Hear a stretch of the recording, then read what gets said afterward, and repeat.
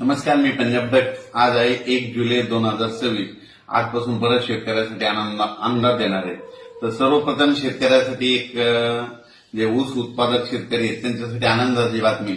जे गोदावरी नदी आहे, नाशिक जिल्ह्यातून जिचं उगम स्थान आहे, तर त्या गोदावरी नदीला मात्र 1 जुलै ते 12 जुलैच्या दरम्यान पूर येणारे, महापूर येणारे म्हणून हे सर्वप्रथम अंदाज शेतकऱ्यांनी लक्षात येतात. आणि ज्यांची पाईपलाईन असेल एखाद्या मोटर असेल तर तुम्ही तुमचं काढण्याची तयारी ठेवायची. कारण की राज्यामध्ये काय होणार आहे की आता 1 तारखेपासून आजपासून ते 12 जुलैपर्यंत उत्तर महाराष्ट्राकडे नंदुरबार जिल्हा झालं, धुळे जिल्हा झालं, नाशिक जिल्हा झालं, इगतपुरी त्या परिसरामध्ये काय होणार आहे, अतिमुसळधार पाऊस पडणार आहे, अतिवृष्टी होणार आहे. त्याच्यामुळे गोदावरी नदीला पूर येणार आहे म्हणून हा अंदाज शेतकऱ्यांनी लक्षात घ्यायचा. आणि आपण आपल्या म्हणजे गोदावरी नदीच्या जे कॅचमेंट एरियातले शेतकरी त्यांनी त्यांच्या पाईपलाईनची मोटरची काळजी घ्यायची.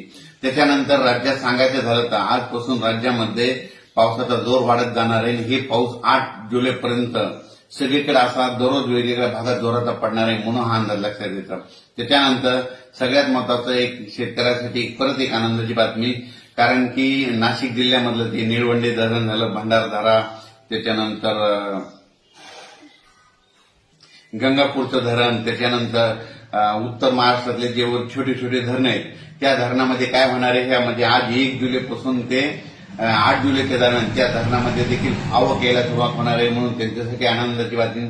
आणि जे छोटे छोटे जे पाझर तलाव आहेत 1-2 टीएमसीचे ते मात्र ह्या पावसातच भरून जातील. नंदुरबार जिल्हा झालं, धुळे जिल्हा झालं, जळगाव जिल्हा झालं, नाशिक जिल्हा झालं, अहिल्यानगर, संगमनेर, अकोले जिल्हा, त्याच्यानंतर संभाजीनगर, जालना, अकोला, अमरावती, बुलढाणा या परिसरात मात्र ह्या 8 दिवसामध्ये मुसळधार, काही ठिकाणी अतिमुसळधार पाऊस पडणार आहे म्हणून हा अंदाज शेतकऱ्यांनी लक्षात द्यायचा.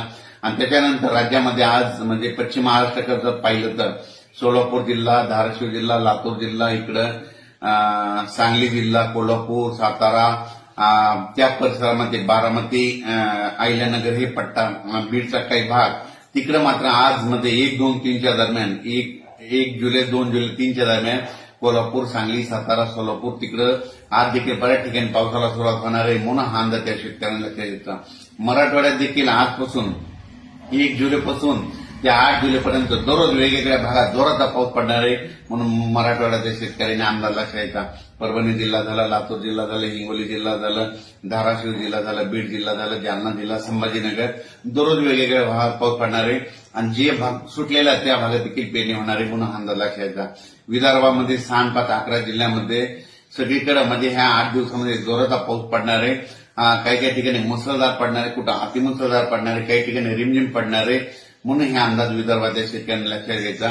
तुमच्याकडे देखील ओढे नाले वाहतील असा पाऊस ह्या 8 दिवसामध्ये एकदा पडून जाईल म्हणून हे देखील त्या विदर्भाच्या शेतकऱ्यांनी लक्षात घ्यायचं.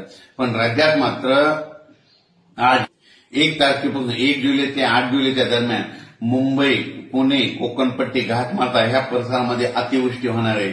मुंबईकडे देखील आज देखील ठाणे, मुंबईच्या भागात सकल भागामध्ये पाणी साचलं असा पाऊस म्हणजे आजपासून ते 8 तारखेपर्यंत जवळपास 8 जुलैपर्यंत राज्यात म्हणजे तिकडच्या मुंबईकडे पडणार आहे, नाशिककडे पडणार आहे, दिंडोरीकडे पडणार आहे.